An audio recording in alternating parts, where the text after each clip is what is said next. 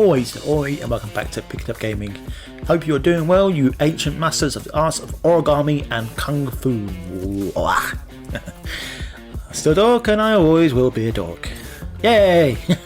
So in this week's video, I'll be reviewing the video game Sifu, and does it flow like water, or trickle into a muddy puddle and evaporate into the sky? Let's find out together, like masters and students of the arts. Right, so some basic facts for you. So Sifu is an action-adventure beat-em-up kind of game released by the French studio Slowclap. Okay, stop that. It was released in February 2022, that's 22nd of February, for the PlayStation 5 and 4 and Microsoft Windows. Backwards, I know.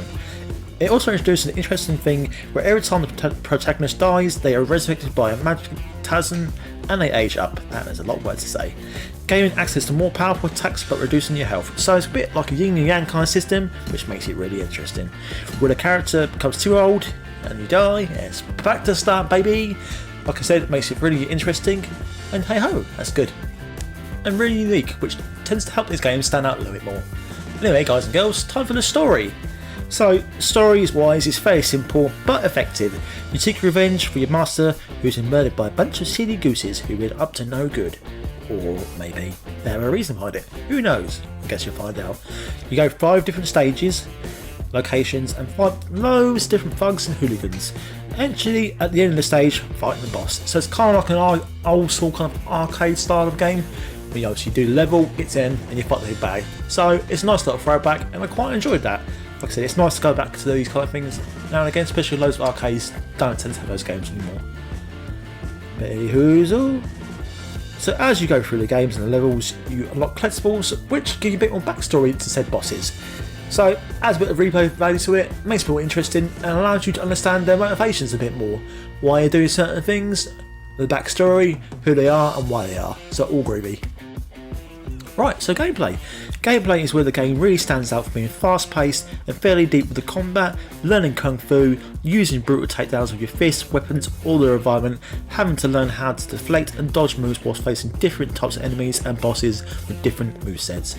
Now I'm not going to lie to you guys and girls, it can be really challenging even on normal mode, but lucky enough they added in an easy mode which I believe is called Student or something like that, which means a lot more people can get into this game and enjoy the experience without being too frustrated or put off by it, because I think sometimes having too hard of a game can put a lot of people off, so I'm glad they added in this action mode if you want it. If not, the challenge is there.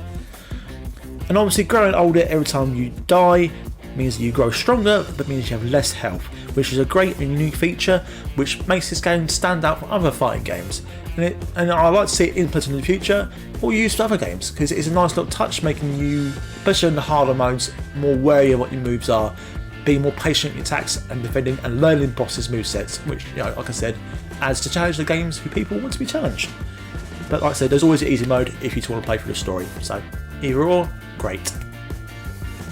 But having said that, when you actually learn how to fight, how to parry, how to block, when you unlock all the skills from the tree, it does make you feel like a badass. And having grown up with films like, you know, Jet Li, Jackie Chan, you know, obviously Bruce Lee and Chuck Norris, it's great to feel like a kung fu master in one of these games. And I love the art style, I love how it feels. I'm looking forward to having more from this game and seeing more in the future from the studio, because this game really does make you feel like a kung fu master. Right, now it's time for sounds and the visuals and sounds. So visually it stands out this kind of cartoonish, shell-shaded manga style, which, like I said before, kind of adds to it. It really makes it stand out from other games, other fighting games, makes it a bit more unique experience. And I think as well it allows for the, while being quite brutal with combat, it makes it seem less brutal because it's in a cartoonish style, there's not much blood or broken bones or anything like that, so it allows you to have those kind of vicious moves without them seeming too vicious, if you get what I'm trying to say. And with sounds wise, it's fun and boppy. The game comes with a soundtrack, which is always great. I love having more freebies to a game.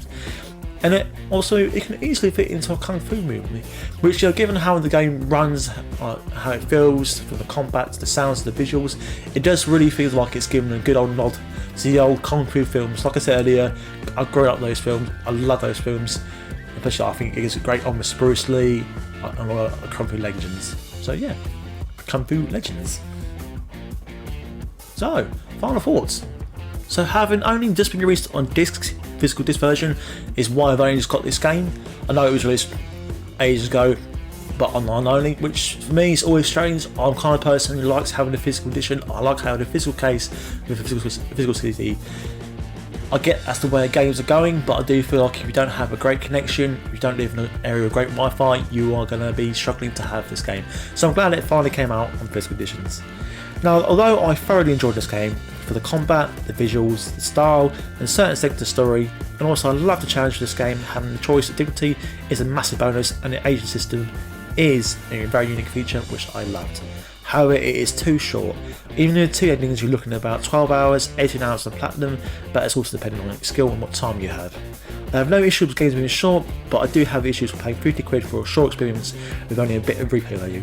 Hopefully they add more DLC over the time, extra modes, whatever else, but yeah, at the moment it's too short for what you're paying for.